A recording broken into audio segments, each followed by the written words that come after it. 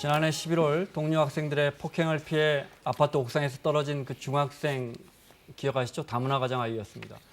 재판부가 학생의 죽음을 무릅쓴 탈출 시도였고 그 과정에서 중심을 잃고 떨어졌다면서 가해 학생들에게 오늘 중형을 선고했습니다. 먼저 1심이죠. 1심 결과를 간단하게만 정리해 주시면요. 인천지법 형사 15부에서 오늘 선고공판이 있었는데요. 네. 그러니까 4명이 기소가 됐습니다. 네. 여자 학생이 1명이 껴 있고요.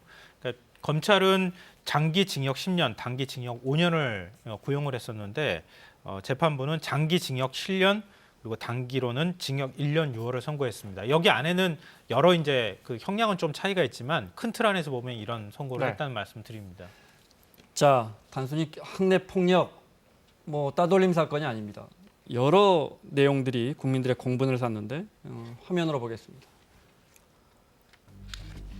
지난해 11월 인천의 한 골목길입니다. 물이 지어 지나가는 학생들 보이시죠? 5명 정도. 여학생도 중간에 1명 있고. 1시간쯤 뒤에 베이지색 패딩을 입었던 남학생 A군이 인근 아파트 옥상에서 떨어져 숨졌습니다. 경비원이 119에 신고했지만 이미 숨진 상태였고요. 네. 당초 4명의 가해 학생들은 A군이 스스로 뛰어내렸다 이렇게 주장했는데요.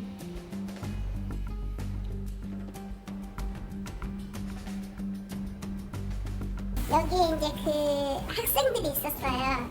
4명 죽은 아이가 사춘기 불량 아이로 설명을 했어요. 그리고 자살한 걸로 아이가 뛰어내리려고 해서 자기가 이제 못하게 하려고 막으려고 여기를 잡았는데 점포만 벗어버리고 뛰어내렸다 이렇게 진술을 했었어요. 하지만 오늘 법원은 피해자가 수신 자살을 선택한 게 아니라 아파트 옥상에서 3m 아래 시래기로 떨어지는 죽음을 무릅쓴 탈출을 하려다가 그 과정에서 추락한 것이다 이렇게 결론을 내렸습니다. 그래서 상해 치사죄가 인정이 된 겁니까? 네, 그렇습니다. 이제 사실은 처음부터 학생들은 본인들이 폭행이나 상해를 한 사실을 인정했지만 네. 그 죽음하고는 전혀 무관하다는 주장을 계속 펼쳐왔기 때문에 이제 치사가 되려면은 기본적으로 상해라는 사실하고 이 죽음이라는 사실 간에 인과관계가 필요하거든요. 네. 그래서 지금 인과관계가 이제 되느냐 안 되느냐. 그런데 우리 판례는 기본적으로 무엇인가 어떤 상황에서 즉 상해나 폭행 상황에서 벗어나기 위해서 어쩔 수 없이 저렇게 죽을 맞이한 경우는 우리가 인정을 합니다. 네. 그래서 아마도 상해치사가 인정이 된 것 같고요. 네. 기본적으로는 그러니까 분명하게 4명 아이가 자살한 건 아니다 이렇게 법원이 판결한 거예요? 그렇습니다. 그리고 그 죽음에 이르게 된 경위가 이 사람들의 폭행이나 상해 때문이다. 이걸 명확히 해준 거죠. 법원은 또 가해자들이 그러니까 때리고 모욕 주던 그 4명이 이러다가 죽을 수 있겠다 이 아이가 네. 라는 것을 예견할 수 있었다 이렇게 판결문에 썼더군요. 네. 그러니까 78분 동안 가혹행위와 폭행이 있었다고 하는 거고요. 그러니까 이거는 성인이 견디기도 어려운 극심한 공포감을 느꼈을 것이다. 그래서 지금 피해 학생이 탈출할 가능성이 충분히 있다는 사실을 예견할 수 있었음에도 불구하고 그런 것을 생각하지 않고 계속 폭행을 지속했다, 가혹행위를 지속했다 이렇게 얘기하는 거고요.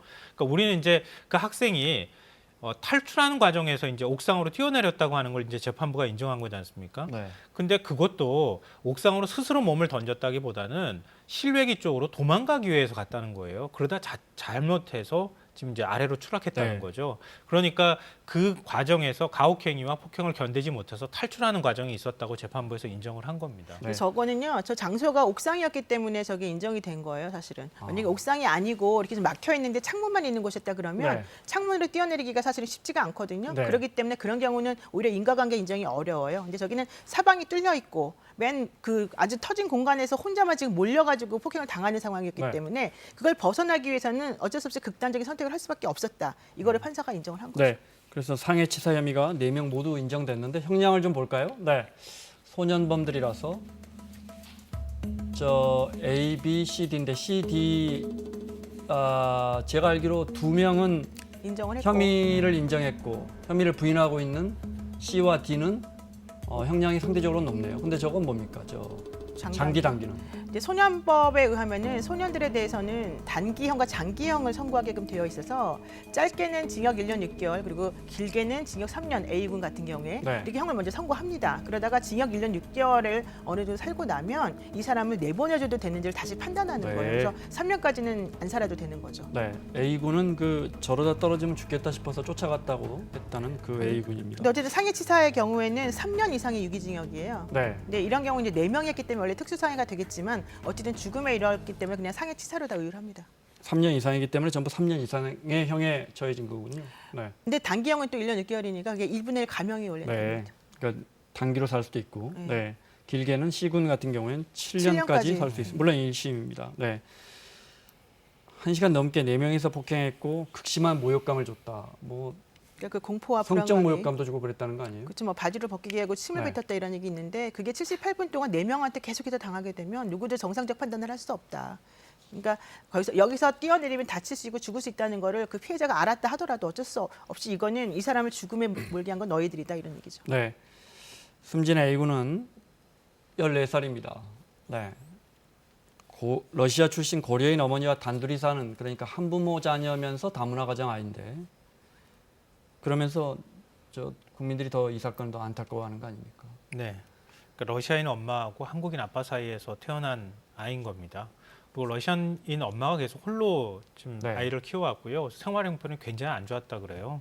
그래서 학교에서 끼니를 해결할 정도로 많이 안 좋았고 그러니까 사실 어머니가 바깥에 나가서 일을 계속 해야 되는 상태이기 때문에 아이를 돌보기도 어려운 상황이었고 이런데도 불구하고 러시아인 어머니에서 태어난 아이라는 이유로 다문화 가정 아이라고 따돌림을 당했고 결국 학교를 좀 많이 빠졌던 모양이에요. 그래서 수업을 안 나가니까 유급을 당한 적도 네. 있다고 합니다. 방금 나왔지만 가해 학생들이 출석하면서 법원 공판 때 입고 나온 패딩 있죠? 저 점퍼. 네.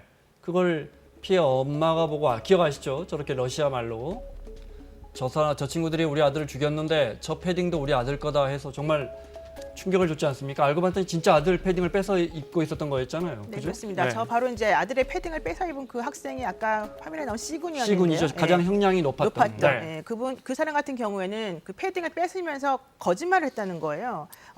내가 입고 있는 이 패딩이 일본 디즈니랜드에서 산 것이니까 내 거랑 바꿔 입자 이런 식으로 거짓말했다는 건데 네.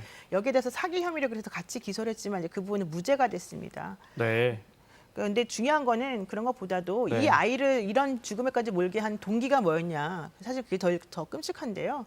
그 자기 친구하고 전화 통화로 어떤 아버지에 대해서 외모를 평가했다는 이유가 주된 거였거든요. 그러니까 이런 걸 가지고서 아이들이 이렇게 극단적인 행동을 한다는 것 자체가 사실 매우 네. 심각한 거죠.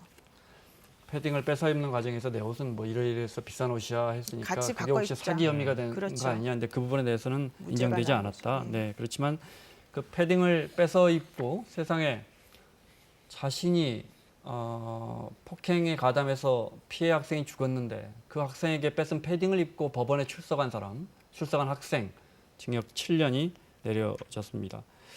원래는 23일에 선고하기로 했는데 근데 일부 가해 학생들이 피해 학생과 합의를 할 시간을 달라 해서 선고가 좀 늦어졌다면서요? 네. 네, 그렇습니다. 이제 가해자 2명에 대해서 합의를 해달라, 뭐 합의를 해주게 되면 사실은 이제 그 러시아인 어머니가 합의를 해줄 수밖에 없는 건데요. 네. 여기에 대해서 기일 변경 신청해가지고 했지만 결과론적으로는 제대로 안 된 것으로 지금 합의가 보이고요. 된 겁니까? 아니 합의가 지금 제대로 안 된 것으로 네. 지금 보이는데요. 보통은 합의하면 형량은 좀 네, 그렇습니다. 낮아지죠. 네. 네. 합의를 해줄 수가 사실은 없는 상황이 아닐까 싶어요. 근데 이거 정확하게는 좀 확인을 해봐야 됩니다. 네. 근데. 네. 소년범죄 나올 때마다 또 네티즌들은 형량 이야기를 합니다. 네. 사실 뭐 소년범죄도 마찬가지고 그 소년범 법으로 처벌할 수 없는 아이들 같은 경우에도 그러니까 결국은 다른 사람을 사망에 이르게 했는데도 불구하고 왜 처벌을 못 하느냐 뭐 이런 이제 논란이 계속 있었는데요. 이번에도 역시 마찬가지로 그런 논란이 일고 있는 것 같습니다. 네. 근데 사실은 반론도 굉장히 많습니다. 그러니까 계속 형량을 높여가야지 맞는 거냐. 네. 그러니까 예를 들면 성인범 같은 경우에는 사형이나 무기징역을 선고할 만한 형인데도 불구하고 소년범은 15년 이하 징역이나 앞서 이제 얘기 나왔던 것처럼 뭐 장단기형 이렇게 네. 지금 선고를 하고 있거든요. 그러니까 그러니까 이 형량을 좀 대폭 올려서 소년범들이 범죄를 저지르지 못하도록 해야 되는 거 아니냐 뭐 이런 얘기들이 좀 나오는 근데 이 거 사건은 사실은 상해 치사로 됐기 때문에 사실은 더 센 형을 선고하기가 어렵죠. 네, 지금은 만약에 저 살인죄에 대한 이야기고 그렇죠. 사실은 예. 이제 상해 치사는 이거보다 훨씬 그러니까 지금 살인죄로 하게 되면은 처벌이죠. 저런 식으로도 가능한 거지만 네. 이거는 그냥 상해가 일단 인정이 되고 죽음을 이런 건 인과관계 때문에 한 것이기 때문에 네. 이런 경우는 사실은 10년 정도 구형할 수밖에 없는 부분이 있습니다. 네. 우리나라 같은 경우도 과실치사 같은 경우도 되게 약하게 하잖아요. 검찰이 가해자 4명의 학생에 대해서 구형한 거에 비하면 어떻게 나왔습니까? 좀 사실은 이제 10년 거의 다 인정된 구형했는데 거죠. 그 네. 어느 정도는 중형을 선고한 거라고 봐야 됩니다. 네. 근데 그런 문제가 있습니다. 우리 항상 얘기 나오는 것처럼 이 어린 시절의 1년이 나이가 들었을 때 한 10년하고 비슷한 시기나 마찬가지다 네. 이렇게 표현하기도 하는데요. 그러니까 형량을 올린다고 해서 이게 어린 미성년자들이 형량이 많이 올라간 것이 그들한테 범죄를 억제하기 위한 하나의 어떤 장치가 될 수 있느냐. 네. 그렇지 않다는 거거든요. 김상환 평론가 말씀 공감합니다. 그러면 소년들의 뭐 잔인한 범죄가 훨씬 상대적으로 적은 선진국은 형량이 높은가? 그건 아니잖아요. 그렇죠? 형량을 높인다고 해서 저 범죄가 사라질 것 같지는 않습니다. 오히려 어른들이 쉽게 생각해서 형량 높이면 저런 범죄가 줄어드는 거 아닌가 쉽게 생각하는 게 아닌가. 이제 중한 처벌의 위하력이라고 하는 게 어느 정도인지 확인되기 어렵기 때문에 그 부분은 어쨌든 풀리지 않는 숙제가 될 것 같은데요. 네. 기본적으로 소년범들에 대해서 우리가 관대하게 처분하는 이유를 소년들이 좀 알았으면 좋겠다. 네. 이 말씀 좀 마무리해야겠습니다. 자, 국민들의 공분을 샀던 저 사건 피해 학생은 다문화 가정 아이고 한부모 가정 아이였고 14년 살다 갔습니다. 비단 이렇게 질문 드릴까요? 비단 저 4명 가해 학생들의 뿐만이 아니라 탓이냐? 물론 뭐 가해자들이지만 어떻게 보세요?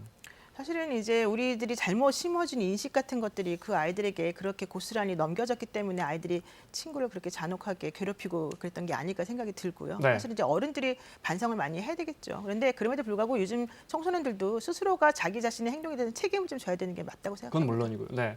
아까 잠깐 언급하셨지만 아이가 결석도 잦았고요. 네. 학교 당국, 복지 당국에서 이 아이를 과연 우리 사회가 책임감 있게 돌봐왔는가?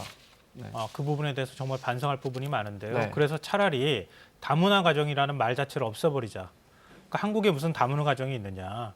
한국인 어머니나 한국인 아버지 사이에서 태어난 아이들은 다 그냥 한국인일 한국인이죠. 뿐이다. 네. 그걸 왜 자꾸 다문화 가정이라고 구분하느냐 이런 얘기도 있고요. 다문화 가정에서 태어난 아이들이 지금 초중고등학교에 다니는 친구들이 네. 한 11만 명이 됩니다. 그러니까 그 아이들한테 계속 다문화 가정 자녀입니다. 이렇게 언제까지 불러야 되느냐. 거기에서 견디지 못하고 나오는 아이들이 네. 한 1,200명 정도가 지금 넘거든요. 그러니까 이런 것들을 어떻게 해결할 것이냐 이런 부분에 대해서 우리가 좀 진지하게 한번 네. 고민해봤으면 좋겠습니다. 말씀하신 것처럼 우리 사회 제도나 인식을 바꿔야지 그 가해 학생들 뭐 강도 높게 치탄하고 높게 처벌한다 해서 이런 범죄가 다시 일어나지 않을 것 같지는 않습니다. 자, 마무리하겠습니다. 김성환 평론가, 노영희 변호사 수고하셨고요. 사사건건 내일은 김영우, 표창원 의원과 함께 돌아오겠습니다. 고맙습니다.